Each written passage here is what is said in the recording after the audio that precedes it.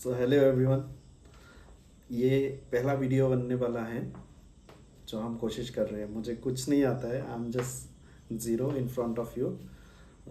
पर मैं कोशिश करूँगा। मैंने आज तक जितना कुछ सीखा है, मेरा जो जर्नी है, मुझे मेरा जो मकसद है, पहले ये मैं आप सभी लोगों का, इससे भी पहले मैं कुछ और बताना चाहता हूँ। मेरा नाम है प्रीतम, जो कि इतना इम्पोर्टेंट नहीं है, पर मेरा नाम है प्रीतम।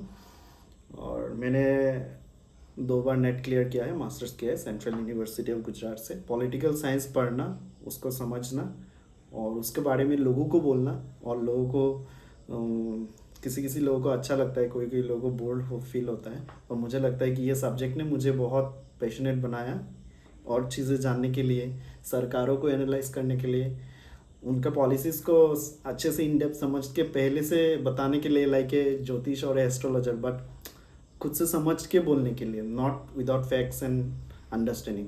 तो मेरा जर्नी भी ऐसा ही हुआ था। जब कोई भी बोलता था कि पॉलिटिकल साइंस, तो मुझे ये सब्जेक्ट में, इसीलिए मुझे ये सब्जेक्ट पसंद आ रहे थे पहले, तब मैं पढ़ाई नहीं कर रहा था। टू बी नोटेड, तब मैं थोड़ा सा भी पढ़ाई नहीं कर रहा था। पर तब मुझे क्यों पसंद था? क्योंकि मुझे चेंज लाना था। मुझे लगता है कि एक नेता, एक पॉलिटिकल साइंस को पढ़ने से, उसको जान के मैं कुछ बदलाव ला सकता हूँ।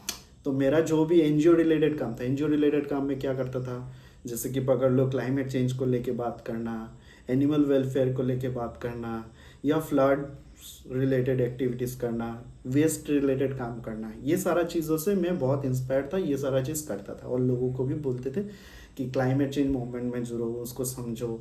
फिर बाद में मुझे पता चला कि मैं जो अभी कर रहा हूँ उसके बारे में जानकारी लेना, कि सरकारी कैसे काम करते हैं। क्योंकि मैंने देखा है, आप लोग भी देखते हो कि आप लोग सीखते हो कुछ, पर जो लोग पावर में हैं वो लोग करते हैं कुछ और। पर आप लोग बहुत हेल्पलेस फील करते हो। वही हेल्पलेस होने की वजह से मैंने सोचा कि मैं पॉलिटिकल साइंस अभी अच्छे से पढ़ता हूँ। वो भी बहुत लेटली पढ़ा है, बहुत lately in the sense, just मैं जब मास्टर्स, पकड़ लो आप 3 स्टेजेस को इंपॉर्टेंट मानते हैं कोई भी सब्जेक्ट को आप ऊपर लेके जाना चाहते हो। पहले हो गया आपका जो एच एस। मैंने एच एस में पढ़ाई किया है, पर एच एस का टाइम पे तो आपको मस्ती करना पड़ता है, मुझे भी मस्ती करना था। तो उस समय में भी मैं इतना पढ़ाई में इंटरेस्ट नहीं था, पर मेरा चला गया। फिर मैंने अपना बैचलर्स किया गुवाहाटी यूनिवर्सिटी का अंडर में एक एफिलेटेड कॉलेज है, आर्य विद्यापीठ, उसमें मैंने अपना बैचलर्स किया है। पर बैचलर्स का ज़्यादातर क्लास के समय मुझे कॉन्सेप्ट्स और आइडियाज़, ये सब तो पता चलते थे, पर मैं इतना बुक में नहीं पढ़ाई करता था। मैं क्या करता था, वो सारी चीज़ों को जीने चला जाता था। जैसे कि वेस्ट सेग्रीगेट करना है, दीपौर बिल में ये हो रहा है, कैसे दोस्तों के साथ Fridays for future movement join करना है, ये सारा चीज़ों का बारे में मुझे ज़्यादा फैसिनेट करता था। तो मैं ये इन सारा चीज़ों में जाता था। जब मैंने फिर कोविड का टाइम में, फिर मैं इतना ज़्यादा हेल्पलेस महसूस किया। लोग इधर से इधर हो रहे थे सिर्फ एक डिसीजन की वजह से, एक पर्टिकुलर पॉलिटिशियन या किसी का भी।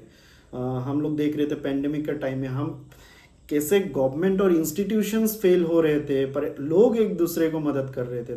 तब मुझे एक चीज़ पता चला कि मैं अभी जो भी पढ़ने वाला हूँ उसको अच्छे से पढ़ने वाला हूँ। तो मैंने मास्टर्स में गया, उसमें मुझे काफ़ी दोस्त मिले जो लोग मुझे इंस्पायर किए, मेरे प्रोफेसर्स मिले जो मुझे इंस्पायर किए।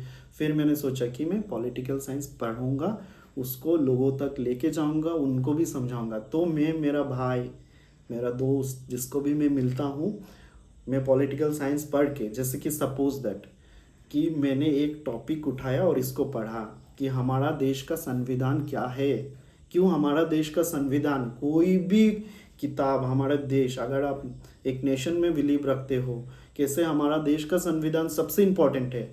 कोई भी देश में जो भी किताब उठा लो, उससे भी इम्पोर्टेंट कैसे हमारा संविधान है ये देश में। कैसे वो संविधान हम सभी लोगों को फ्रीली मूव, फ्रीली प्रोफेस, कुछ भी करने का आज़ादी, कुछ कहीं पे भी रहने का आज़ादी, कैसे कहीं पे भी सेटल होने का आज़ादी, कैसे हर एक चीज़ हमें दे रही हैं। वो सारा चीज़ मैंने समझने का कोशिश किया और फिर इसको ही लेके आगे गया। फिर मुझे पता चला कि मैंने कुछ एक्सपेरिमेंट्स किया। जिन लोगों को इंटरेस्ट नहीं था, साइंस में इंटरेस्ट है, समझ में नहीं आता ये सारा चीज़, तो मुझे ये पता चला कि गैप हो रहा है। कि जिन लोगों को पता है वो लोग सिर्फ इसको एग्ज़ाम क्लियर करने के लिए पढ़ते हैं, या इससे कैसे एग्ज़ाम क्लियर करना तो मुझे ये तुम्हें सारे लोगों को है, पर उसको समझ के अगर हम पढ़ेंगे तो हम उसको इम्प्लीमेंट करेंगे कैसे। अगर आप संविधान को अगर आप पता चल जाएगा, पता पकड़ लीजिए आपको संविधान का एक आर्टिकल पता नहीं है, एक से लेके 395 400 एक भी आर्टिकल आपको पता नहीं है, पर आपको अगर सिर्फ प्रियम्बल में जो जो वर्ड्स है, इसका जो फिलॉसफी है, आप फिलॉसफी क्या होता है ये भी मैंने over the period of time सोचा है कि जैसे कि हमने हमारा जो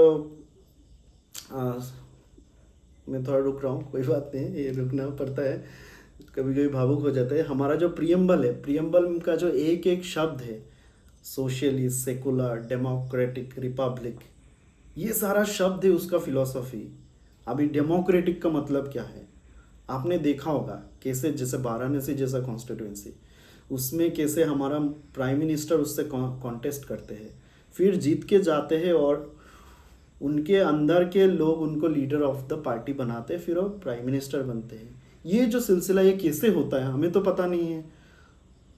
तो हम ये प्रियम्बल में जब पढ़ेंगे कि हर एक लोग इलेक्शन लड़ सकते हैं, हर एक लोग कॉन्स्टिट्यूशन में जब पढ़ेंगे हर एक लोग इलेक्शन लड़ सकते हैं, हर एक लोग कॉन्टेस्ट कर सकते हैं, हर एक लोग वोट दे सकते हैं, हर एक लोग वो का अगेंस्ट में कोई भेदभाव नहीं हो सकता है, जाति, धर्म, वर्ग, कोई भी कलर, किसी भी चीज़ में भी हमारा ऊपर एक दूसरे को हम भेदभाव नहीं कर सकते। ये सारा चीज़ हमें कौन दे रहा है, हमारा संविधान दे रहा है। ये तो हो गया एक नंबर। फिर बाद में हमें ये भी पता चला कि कैसे अलग अलग आइडियोलॉजी क्या होता है भाई। हम तो सुनते हैं ये पर्टिकुलर पार्टी है कांग्रेस, ये पर्टिकुलर बीजेपी, ये पर्टिकुलर पार्टी आम आदमी पार्टी, ये है शिवसेना, ये है ये वो सारा। हमें हज़ारों पॉलिटिकल पार्टी देश में मिल जाएंगे जो एफिलेटेड पॉलिटिकल पार्टी से रजिस्टर्ड है, पर वो पॉलिटिकल पार्टीज का मकसद क्या है, उसको कैसे समझना है। अगर हम कोई भी पार्टी को अगर वोट दे रहे हैं तो वो पार्टी कैसे हमारे लिए क्या काम करने वाले हैं, उनके क्या क्या मकसद है, उसको कैसे समझना है। या आप पकड़ लो कि वो पॉलिटिकल पार्टी का कुछ आइडियोलॉजी होता है, तो आइडियोलॉजी है क्या।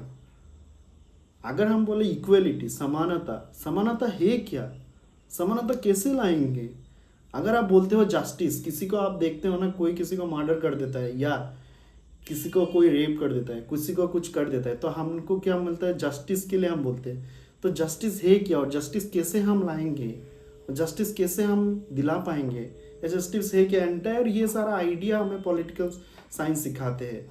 फिर नॉट ओनली आइडियाज़ को सिखाते हैं, उसको कैसे इम्प्लीमेंट करना है। देखते हो ना आप, अभी अगर सरकार में अभी का टाइम पे भी आप स्कीम्स उठा के देखो वो क्या है। अगर आप देखो मिड डे मील, अगर आप देखो जो हमें सारे लोगों को जो भी स्कीम्स मिलते हैं, आयुष्मान भारत, ये सारा क्या है, ये कैसे बनते हैं, इसमें क्या क्या प्रॉब्लम्स है, कैसे समझना है सारा। This is entire world, political science itself is the entire world. ये एक पूरा दुनिया है जिसको हम अगर समझना है तो हमें बहुत शुरू से शुरू करना पड़ेगा। और मैं आपके साथ हूँ इस जर्नी में। हम एक एक टॉपिक उठाएंगे, not from a bookish point of view, हम इसको खुद का जीवन में अनुभव करेंगे। We will feel that in our own life कि कैसे ये बदलाव ला रहे हैं। अगर हमने कॉन्स्टिट्यूशन को जाना तो हम क्या बदलाव ला पा रहे हैं। हमारा जो हम देखते हैं कि ये जो डिबेट्स होते हैं हमारा पार्लियामेंट में, ये डिबेट्स क्यों हो रहे हैं, या ये डिबेट्स में कुछ फ्रूटफुल आ रहे हैं क्या, कुछ चेंजेस आ रहे हैं क्या पार्लियामेंट का फंक्शंस क्या है, क्या वो लोग बैठते क्यों हैं, हम उनको इलेक्ट करके क्यों उधर तक भेजते हैं। ये हो गया आपका मोटा मोटी जो हम देखने वाले हैं। तो what will be our structure, our structure will be this entire course I am not going to take because I think I am still not eligible to take anything from you, and only one thing I can do, आपको पढ़ाते हुए मैं भी सीखूंगा फिर से, क्योंकि मुझे जो अभी महसूस हुआ है, मैं जितना लोगों के साथ इंटरेक्शन कर रहा हूँ उतना ज़्यादा मुझे और समझ में आ रहा है। So over this period of time आप सारे लोग, आप जो भी मेरे साथ एंगेज करोगे, आपको जो पता है वो हमें बोलोगे, मुझे जो पता है आपको बोलूँगा।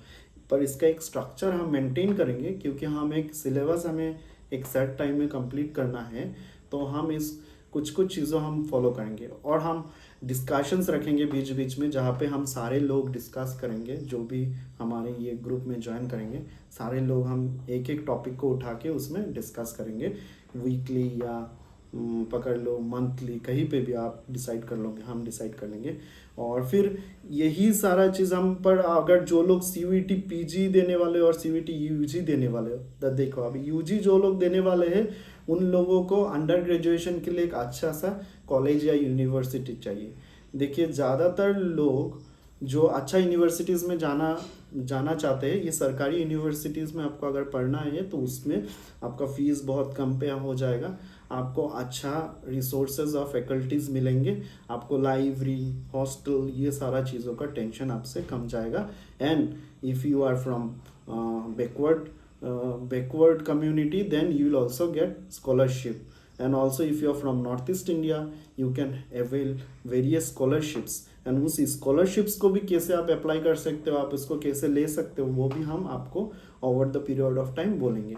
और ये टाइम आपके लिए बहुत अच्छा है क्योंकि अभी अभी CUET UG और PG खत्म हुआ है, तो आप नया सेशन के लिए ये बहुत अच्छा टाइम है। एंड स्लोली एंड ग्रेजुअली जो भी नॉर्थ ईस्ट या ऑल ओवर इंडिया से कहीं से भी है, हम CUET UG और PG के बाद UGC नेट के लिए भी हम शुरू करेंगे। क्योंकि UGC नेट का मेरा एक जो सबसे वीक पॉइंट है, मैंने 2 बार के लिए UGC नेट तो क्लियर कर लिया, पर आज भी मैं JRF में फेल हो रहा हूँ। क्यों फेल हो रहा हूँ? क्योंकि मुझे मैथ्स एकदम से पसंद नहीं था, और आज भी मैं जब मैथ्स करने जाता हूँ तो मुझे लगता है ये मेरे लिए नहीं है। तो पर मैं कोशिश कर रहा हूँ। तो अगर आप लोग सचमुच एक बार कोशिश करना चाहते हो कि आप कर सकते हो कि नहीं, तो we are there, we will all do it together. हम UG PG दोनों को एक साथ लेके चलेंगे, और आपको कुछ भी सजेशंस देना है कि कैसे हम इम्प्रूव कर सकते हैं हमारा टीचिंग को, या आप लोग कुछ कंट्रीब्यूट करना चाहते हो in terms of helping me with some resources, then you can obviously do it. पर मेरा यही मेन मकसद है कि जो लोगों का इंटरेस्ट नहीं आ रहा है, पर उनको सब्जेक्ट लेना पड़ा कुछ ना कुछ रीज़न से, पकड़ लीजिए आपको पता ही नहीं था कि कैसे डिसीजन बनाना है कि क्या सब्जेक्ट्स लेना पड़ता है क्लास 11 में, या आपको HS के बाद भी आपने पास कोर्स लिया है, फिर आपको मन हो गया कि मास्टर्स करना है पॉलिटिकल साइंस में, पर बैचलर्स में आप पकड़ लीजिए आप जनरल कोर्सेज किए हो, अगर आपको एक सब्जेक्ट में इंटरेस्ट आ गया पॉलिटिकल साइंस, तो उसमें आप कैसे आगे बढ़ सकते हो, क्या क्या पढ़ना है आपको। सो क्या आप JNU जैसा इंस्टीट्यूट या DU जैसा इंस्टीट्यूट में आप जा सकते हो, उसके लिए हम मदद करने के लिए हैं।